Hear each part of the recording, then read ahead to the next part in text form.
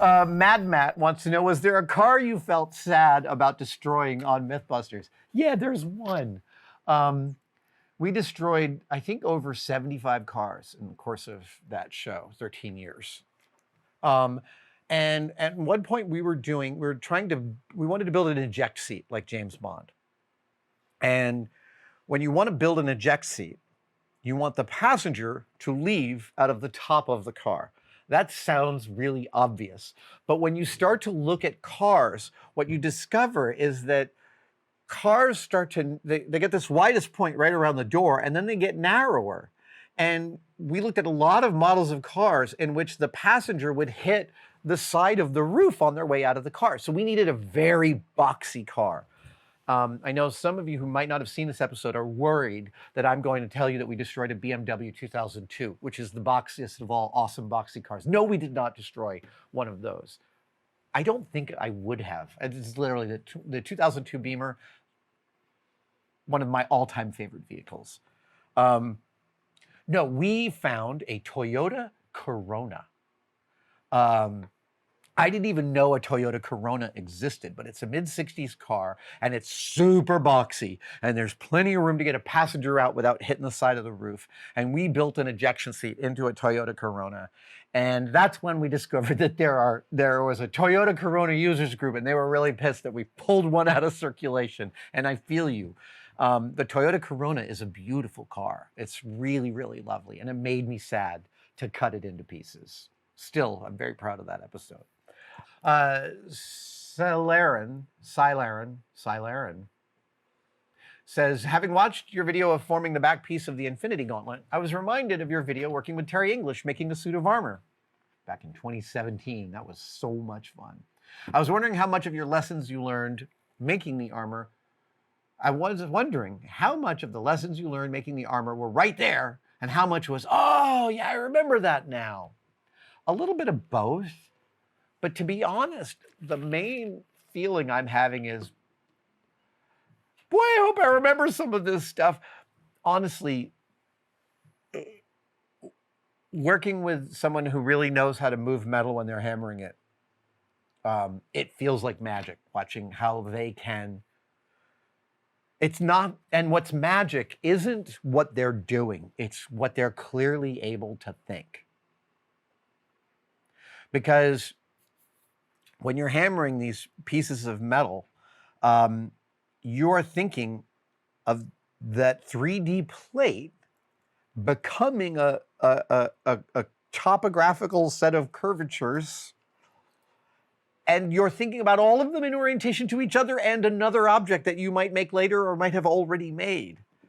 And that is, the difference between one of the many differences between me and a real armor would be that I need to go tap, tap, tap, compare, compare, compare, tap, tap, tap, compare, compare, compare, tap, tap, tap, compare, and it takes forever. Whereas I have witnessed real armors being like tap, tap, tap, tap, tap, tap, tap, tap, tap, tap, tap, tap, tap, tap, tap, tap, tap, converse, converse, smoke, smoke, smoke, tap, tap, tap, tap, tap. Oh, it's perfect. That's what I see. But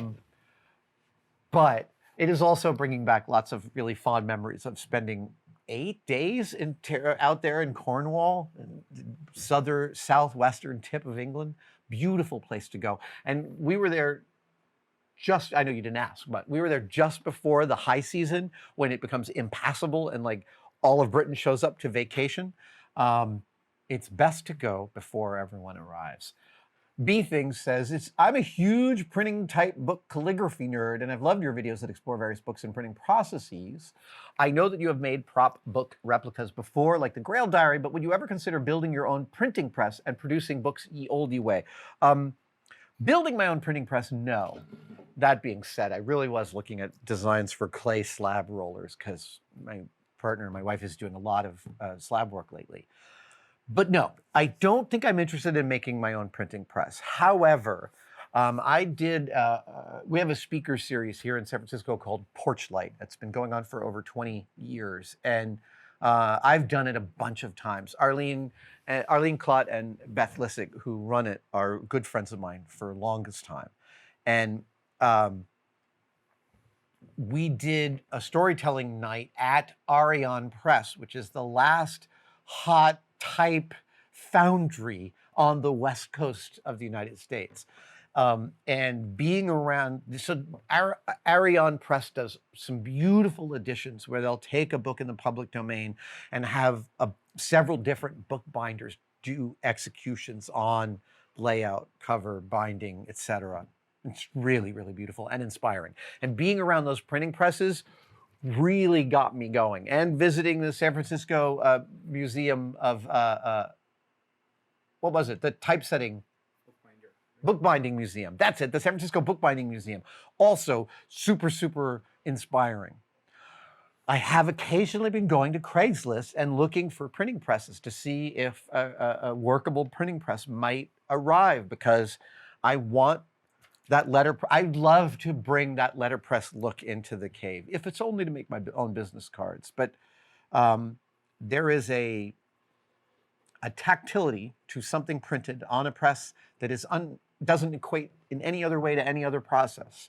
And yes, part of me really, really wants one of those little standing ones with a plate that puts the ink on and makes your book. I actually, one of the builds I'm gearing up to do, hopefully in the next 2 or 3 weeks, is my own book press.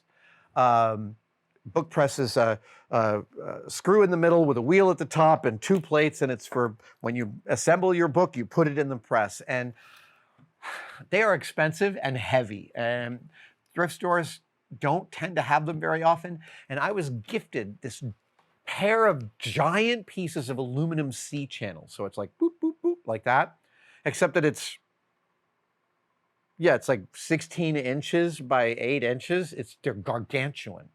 Maybe they're not quite that big, but it's huge, and like over a ½ inch thick wall. So I'm going to use one of these chunks of aluminum C channel to make a really custom book press. I bought a big iron tractor steering wheel. That will be my top turning ring, and I'm going to use the Acme lead screw on one of my old vices for the center thing. So I am actively adding printing technology to my cave. Just haven't gotten a press yet, but yeah. Calligraphy is another one. You know, because I've been so obsessed with Leonardo da Vinci, I've been buying some quill pens made out of feathers, because that's what everyone used until like the 19th century. And I've been writing with them. And first of all, a feather properly cut into a pen nib can hold a tremendous amount of ink. You can write longer than your hand wants to.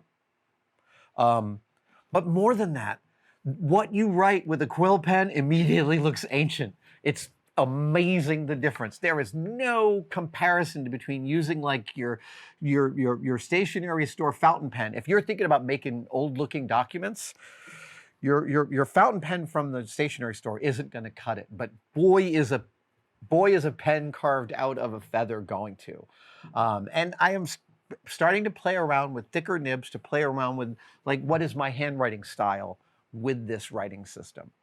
Yeah, I get super into that. It's really, really fun to write with a feather, frankly. And there's a whole world of geometry and physics inside all of the cuts in the way you prepare a feather to become a pen. There's like tempering of the feather's material. There's clearing out all the debris. Then there's making a cut, and there's making a slice, and then there's all these different angles that give you different amounts of ink flow for different kinds of letters. It's really neat. Okay, let's see. Thank you guys so much for watching, and I wanted to briefly mention that you could become a tested member. I know everybody is competing for you to become a member of their thing. What I want to express to you is that the Tested membership has become such an important part of the Tested family. We get tremendous feedback from the Tested members, and they expand the stories that we can tell and the things that we have access to. And you can become a part of it right now by clicking on the link below. See you in the chat.